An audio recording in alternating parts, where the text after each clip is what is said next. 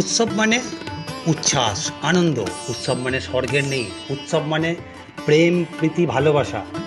ঝড়, বন্যা বা মহামারী বারবার বিপন্ন করেছে আমাদের জীবনকে। আমরা ভাবি আমার আনন্দ সকলের আনন্দ হোক। আমরা ভাবি আমার আনন্দ আরও 5 জন উপভোগ করুক।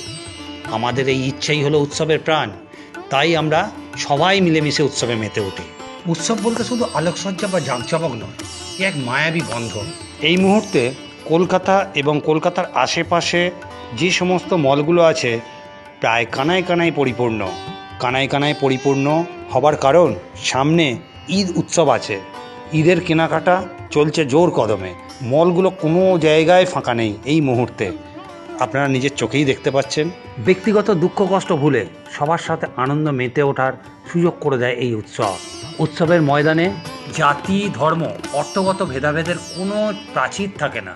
পারস্পরিক আনন্দ, প্রীতি বিনিময়ের মধ্যে দিয়েই রচিত হয় সুন্দর সুন্দর বন্ধুত্ব। নির্বিশেষে সকলেই এই আনন্দ উৎসবে মেতে ওঠে। এই মিলন উৎসবে মেটিয়াবুরুজে আনন্দ মিলন হলে এক ইফতার অনুষ্ঠান আয়োজন করা হয়েছিল। সেখানে 6 থেকে 700 জন ব্যক্তি উপস্থিত ছিলেন। হিন্দু, মুসলমান সব সম্প্রদায়ের মানুষই উপস্থিত ছিলেন। এই অনুষ্ঠানে অনেক বিশিষ্ট ব্যক্তিরা উপস্থিত ছিলেন। তার মধ্যে উল্লেখযোগ্য হলো সুমন রায়চৌধুরী মহাশয়। ওনার কিছু মূল্যবান বক্তব্য। আনন্দের সময় করে থাকি, মন থেকে করে থাকি, একদম ভেতর থেকে আমার আত্মার সন্তুষ্টির জন্য প্রতি বছর এটা করে থাকি এবং আজকেও এটা করলাম। আত্মতুষ্টিতে ভুগছি, খুব ভালো লাগছে, সন্তুষ্টি খুব ভালো যে নির্বিঘ্নে নির্ঝঞ্ঝাটে এত লোক, 700 লোক এসে ইফতারি অনুষ্ঠানে সামিল হলেন।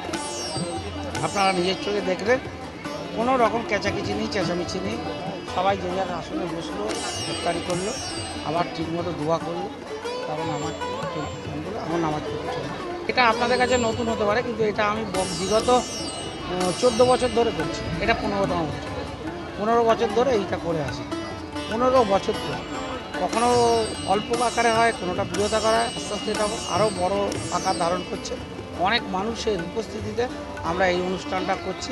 এটা আমাদের এই এলাকার কাছে, মানুষের কাছে নতুন না, আপনাদের কাছে হয়তো নতুন লাগছে, কিন্তু এই এলাকার মানুষ পরিচিতি আছে। এই সুমন রায়চৌধুরীর উদ্যোগে এই যে ইফতারি অনুষ্ঠান, এটা সম্বন্ধে সবাই অবগত। তাই নতুন করে কিছু বলার নেই।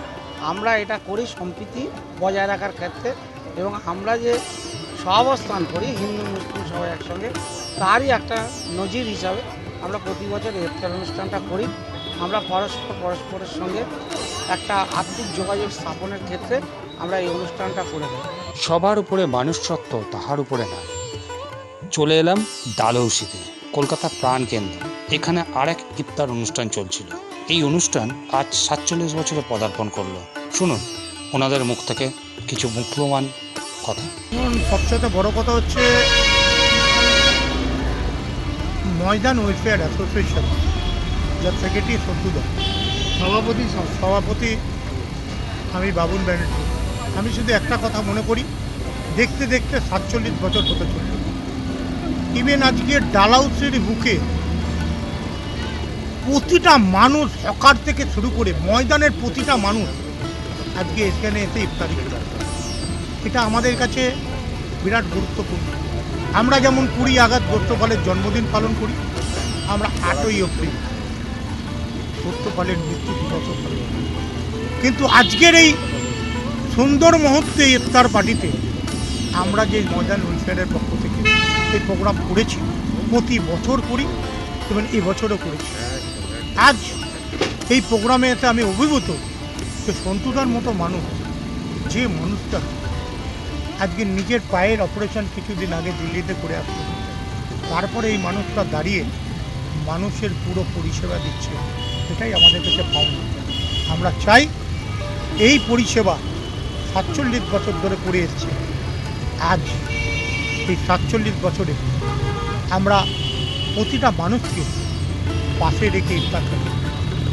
হিন্দু, মুসলিম, শিখ, ইসাই, বৌদ্ধ, জৈন সকলকে নিয়ে আমরা থাকি। তাই আমরা জানি রামের রক্ত রহিম নেবে, রহিমের রক্ত রাম নেবে। আপনারা সবাই ভালো থাকবেন। নমস্কার। আপনাদের যদি মূল্যবান কোনো মন্তব্য থাকে আপনারা কমেন্ট বক্সে কমেন্ট দিয়ে জানাতে পারেন।